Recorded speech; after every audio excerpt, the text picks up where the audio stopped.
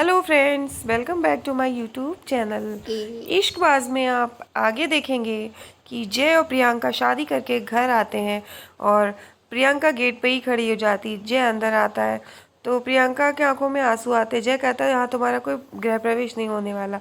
जब प्रियंका जय के कमरे में जाती है तो जय कहता है कि मैं अपना रूम किसी से शेयर नहीं करता, और प्रियंका अपना बैग लेके बाहर निकल जाती है रोते हुए।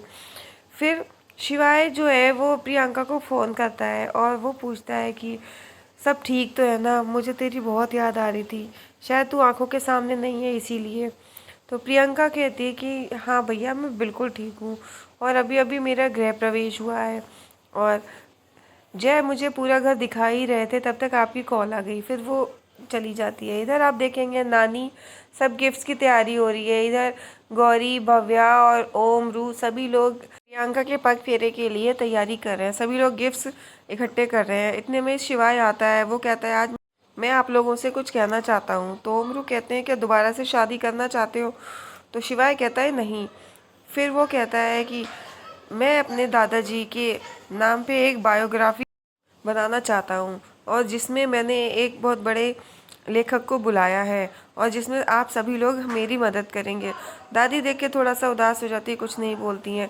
फिर शिवाय कहता है कि हमारे दादाजी के कुछ फ्रेंड्स भी थे, तो वो किसी फ्रेंड का नाम पूछता है। दादी कुछ नहीं बोलती। इधर जैसे प्रियंका नाश्ते के लिए कहती है तो जय कहता है मैं नाश्ता ऑफिस में ही करता हूँ। और फिर प्रियंका कहती है पहले आपकी शादी नहीं हुई थी, अब मैं हूँ, आप मुझे बता दीजिए। तो जय कहता है कि तुम्हें कुछ भी करने की ज़रूरत नहीं है, मैंने ये घर बेच दिया है और हम होटल में रहकर रहेंगे। इधर शिवाय सब तैयारी कर रहा होता है। इधर नानी शिवाय को बुलाती हैं अलग और शिवाय से कहती हैं तू जिस फ्रेंड का नंबर पूछ रहा था ये है सूर्यकांत। और तो शिवाय कहता है आपके पास? तो अरुणा नानी कहती है मैं तो सबकी खबर रखती हूँ और ये कनाडा में है, और वो नंबर दे देता है। कहता है कल्याणी को मत बताना। इधर शिवाय कुछ ढूंढ रहा होता है और अलमारी में भी देखता है, तो वो अनिका से कहता है कि मेरी यहाँ पे गोल्ड वॉच रखी थी। तो अनिका कहती है वो तो आपने साहिल को दी थी। तो कहता है मैंने साहिल को दी थी। तो अनिका साहिल को आवाज़ देती है, तो साहिल आता है। तो वो देखता है कि साहिल के हाथ में घड़ी। फिर कहता है शिवाय हाँ मैंने ही दी थी, मैं भूल गया। और फिर अनिका कहती है आपने हेडफोन्स भी दिए थे? तो वो कहता है हाँ मैं भूल गया। फिर शिवाय साहिल को समझाता है कि कोई भी चीज़ ज़रूरत हो तो मांग लेना, ऐसे उठाते नहीं, ये पहली और आखिरी गलती होनी चाहिए। और फिर वो साहिल को समझा करके चला जाता है। और इधर आप देखेंगे कि रुद्र और ओमकारा ये लोग बात कर रहे होते हैं सूर्यकांत की। तो सूर्यकांत को घर पे बुलाया है और नानी कहती है कि वो थोड़ा अलग है। गौरी कहती है हम लोग को क्या घूंघट करना पड़ेगा?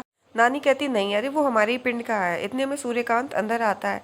ओम, रू सभी लोग सूर्यकांत को देख के रह जाते हैं और बहुत स्टाइलिश है सूर्यकांत। और नानी भी देखकर बड़ी खुश हो जाती हैं। सूर्यकांत अंदर एंट्री लेता है तो नानी से मिलता है और वो लोग कहते हैं कि आपसे दादाजी कहूँ क्या कहूँ? वो कहते हैं मुझसे सूर्य सूर्या कहो। और सभी लोग ये जान के बहुत हैरान होते हैं। फिर सूर्यकांत अंदर आकर के खड़ा होता है और इतने में आप देखेंगे वहाँ पर दादी आ जाती है। वो कहती हैं रंगोली के लिए, और सूर्यकांत को देखकर दादी एकदम ऐसी हो जाती हैं जैसे उन्हें कुछ याद ही नहीं, और उनके हाथ से रंग की थाली गिर जाती है और हरा रंग पूरे में लग जाता है और म्यूज़िक प्ले हो जाता है। दादी और सूर्यकांत के तो होश ही उड़ जाते हैं। नानी देख के बहुत खुश होती हैं। इधर आप देखेंगे कि दादी बहुत शर्मा रही हैं। कल्याणी की तो शर्म का कोई ठिकाना ही नहीं है। और फिर कल्याणी सूर्यकांत के लिए चाय बना करके लाती है और सभी लोग चाय पीते हैं, बहुत अजीब लगती है, लेकिन सूर्यकांत को चाय बहुत अच्छी लगती है। सभी लोग कहते हैं आज चाय कैसी है? सूर्यकांत कहते हैं कि ये गुड़ की चाय है, मुझे बहुत पसंद है। और नानी कहती है कि हाँ मैंने ही बताया कल्याणी को कि आपको गुड़ की चाय पसंद है। फिर सूर्यकांत कहता है कि कल्याणी से कि मुझे पिंडी दो, और दादी पिंडी लेकर के सूर्यकांत के पास जाती है तो उनके हाथ से प्लेट कांपने लगती है। तो सभी लोग देखने लगते हैं और कहते तो आप ठीक तो है ना।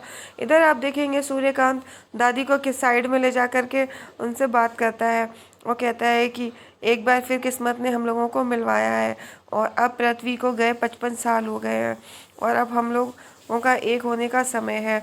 और वो कहता है कि पृथ्वी हमारे बीच आ गया, उसने हमें धोखा दिया और मैंने उसे तुम्हारे पास भेजा था और उसने मौके का फ़ायदा उठा लिया।